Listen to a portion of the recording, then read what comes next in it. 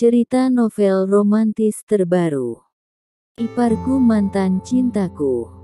Episode 14. Tinggal di apartemen. Heri Kusmanto mengobati jari jempol kaki Windini yang terluka. Sebisa mungkin ia berusaha menetralkan sikapnya, yang melihat pahe Windini yang putih itu. Bagaimanapun ia hanya laki-laki normal yang akan tersenggol melihatnya. Sial, kenapa dia berpakaian seperti itu sih? Apa dia sengaja untuk mengacaukan pikiranku? Batin Heri Kusmanto. Terima kasih, ucap Windini. Heri Kusmanto hanya mengangguk dan segera mungkin ia pergi ke arah balkon untuk menenangkan sesuatu yang tengah siap gerak di dalam kandangnya. Dan Windini pun menuju sofa untuk beristirahat. Windini terbangun dari tidur siangnya, melihat sekelilingnya tidak ada siapapun di sana. Kemana si pria bunglon itu, Huaam? Ucap Windini sambil menguap. Kamu udah bangun? Ayo siap kita akan ke apartemenku karena besok aku akan mulai bekerja. Ucap Heri Kusmanto datar. Kamu selalu saja mengagetkanku, lama kamu seperti jelangkung tahu. Sahut Windini kesal. Sudah, jangan banyak bicara, aku tunggu 10 menit, kau harus sudah siap. Aku tidak suka dengan orang yang tidak tepat waktu. Ucap Heri Kusmanto datar. Dengan cepat Windini berlari menuju kamar mandi, untuk membersihkan dirinya dan berganti pakaian yang sudah diambilkan oleh pelayan yang berada di dalam mobil Heri Kusmanto.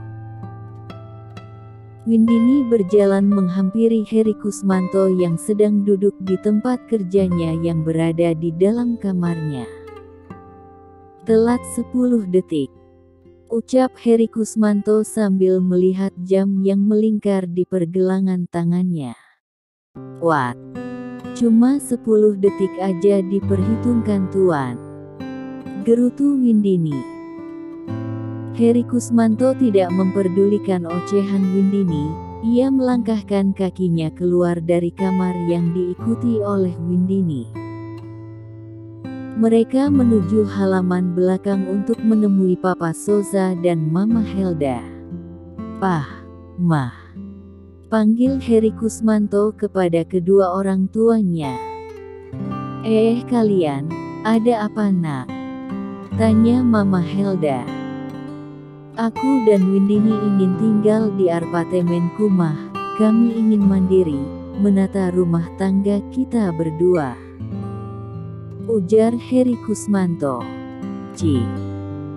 Pria ini susah ditebak sekali jalan pikirannya, sebentar ramah, sebentar juga akan menyebalkan. Batin Windini. Lah kok begitu sih Her? Mama pikir kalian akan tinggal di sini. Protes Mama Helda. Mah, aku ingin menata sendiri rumah tanggaku. Aku sudah menuruti kemauan Mama untuk menikah. Sekarang Mama harus terima keputusan aku ini. Ujar Heri Kusmanto. Iya mah, biarkan Heri Kusmanto mandiri. Dia sekarang seorang suami. Dia harus belajar bertanggung jawab pada keluarganya sendiri. Ucap Papa Soza menimpali. Iya mah, lagian kan Mamah bisa kunjungi kami kapanpun. Nanti kalau aku ada waktu aku akan sering-sering mengunjungi Mama. Ucap Windini. Mama Helda menghela napas berat. Ia tidak akan menang untuk mengadu argumen dengan mereka. Baiklah, Mama izinkan kalian untuk pergi, tapi sering-sering ya berkunjung ke sini. Sahut Helda sedih. Lia mah, Mama tenang aja ya. Ucap Windini. Ya udah, kita pamit dulu. ucap Heri Kusmanto. Heri Kusmanto dan Windini menyalami Papa Soza dan Mama Helda bergantian sebelum pergi meninggalkan kediaman Soza. Heri Kusmanto dan Windini sudah berada di dalam mobil, keduanya tidak saling berbicara. Heri Kusmanto fokus mengemudi dan Windini tengah asyik memainkan benda pipih miliknya. Krukuk, krukuk. Suara perut Windini. "Kamu lapar?" tanya Heri Kusmanto. "Hehehe iya, tadi kan aku melewatkan makan siangku dan sekarang kan ini sudah sore," sahut Windini. Dasar suami zalim, membuat istrinya sendiri kelaparan, batin Windini. "Ya udah kita berhenti makan, lalu ke supermarket untuk beli keperluan di apartemen," ujar Heri Kusmanto. "Tidak perlu, kita langsung ke supermarket aja, nanti aku masak di sana," sahut Windini. "Baiklah," jawab Heri Kusmanto dingin. Setelah berbelanja bahan makanan dan segala keperluan mereka di supermarket, Windini dan Heri Kusmanto melanjutkan perjalanan menuju apartemen milik Heri Kusmanto. "Wow, keren banget apartemennya," ucap Windini begitu kagum saat ia sudah berada di dalam apartemen milik Heri Kusmanto. "Gak usah norak juga kali," ketus Heri Kusmanto. "Ih, biarin aja, tapi beneran deh keren apartemennya. Siapa yang desain ini?" tanya Windini. "Aku yang desain, iseng-iseng aja." "Bisa kita bicara sebentar?" tanya Heri Kusmanto. "Wah, iseng-iseng sih tapi bisa sekeren ini." "Ya udah bicara aja. Sebelumnya pernikahan ini hanya sandiwara, dan kamu harus ingat kamu tinggal di sini tidak gratis, jadi kamu harus membersihkan semua sudut apartemen ini, memasak dan semua pekerjaan di apartemen ini, karena aku tidak mudah memperkerjakan orang luar di sini. Jangan pernah mencampurkan urusanku, sembunyikan pernikahan kita dari orang lain. Dan satu lagi, aku sudah mempunyai kekasih, jadi jangan sampai kau jatuh cinta denganku." Panjang lebar Heri berucap dan mengingatkan hal-hal apa saja yang harus dilakukan oleh istrinya itu. Windini membuang nafasnya. "Baiklah kalau begitu Tuan Heri Kusmanto, berarti kau juga jangan pernah mencampurkan urusanku. Dan masalah pernikahan kita, kau tidak perlu khawatir, aku juga tidak berniat untuk memberitahu kepada siapapun. Aku juga tidak tertarik denganmu sama sekali Tuan, jadi jangan terlalu percaya diri sekali Tuan Heri Kusmanto," ucap Windini santai, namun penuh penekanan. "Baguslah kalau begitu. Dan satu lagi, kau tidur di kamar itu di sana," ucap Heri Kusmanto datar sambil menunjuk kamar yang berada di lantai bawah. "Baiklah, Ci. Mulai sekarang aku harus main rumah-rumah dengan si pria bunglon ini. Ah, sungguh sial nasibku," batin Windini. Windini pergi menuju kamar untuk mengganti pakaian santai, sebelum ia menuju dapur untuk memasak. Aku masak nasi goreng seafood aja deh, lebih cepat," ucap Windini mengeluarkan barang belanjaan yang ia beli tadi. 20 menit Windini memasak di dapur untuk membuat nasi goreng seafoodnya. Akhirnya selesai juga, tinggal panggil si bunglon itu, ucap Windini berbicara sendiri. Windini berjalan menuju kamar Heri Kusmanto untuk makan malam bersama. Tok, tok, tok. Woi. Makanan udah matang, cepet turun nanti keburu dingin. Teriak Windini dari luar pintu. Iya. Jawab Heri Kusmanto teriak dalam kamar. Windini menyantap makanan yang ia buat terlebih dahulu, karena ia sudah tidak bisa menunggu lama lagi, perutnya sudah sangat lapar untuk minta diisi. Enak bener udah makan duluan, ucap Heri Kusmanto ketus. Bodoh amat, aku udah sangat lapar, jawab Windini sambil mengunyah makanannya. Ini cewek apa cowok sih, kok makannya gitu banget? Batin Heri Kusmanto sambil menatap heran Windini. Makanan apaan ini? Tanya Heri Kusmanto yang menatap nasi goreng seafood di hadapannya.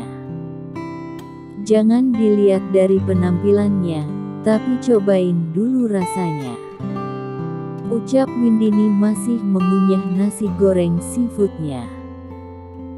Heri Kusmanto mulai menyantap nasi goreng seafood sedikit, mengunyah dengan sedikit ragu.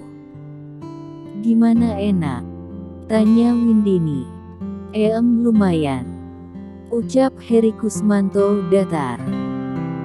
Baru kali ini gue makan nasi goreng seafood seenak ini, walau dari penampilannya enggak banget, batin Heri Kusmanto. Tanpa Heri Kusmanto sadari, ia begitu lahap dan menghabiskan semua nasi goreng seafood yang berada di hadapannya. Bilangnya nasi goreng seafoodnya cuma lumayan, tapi kok makannya sampai nambah gitu, sindir Windini. Jangan kepedean ya, aku nambah karena aku sedang lapar, bukan berarti nasi gorengmu itu enak, elak Heri Kusmanto. Ya Tuan Heri Kusmanto, terserah kau saja, ucap Windini tersenyum miring. Dasar pria bunglon, emang ya perkataan dan perbuatannya tidak sesuai, batin Windini sambil menggeleng-gelengkan kepalanya. Setelah menyantap makan malamnya, Windini mencuci peralatan makan dan membersihkan meja makan. Akhirnya selesai juga.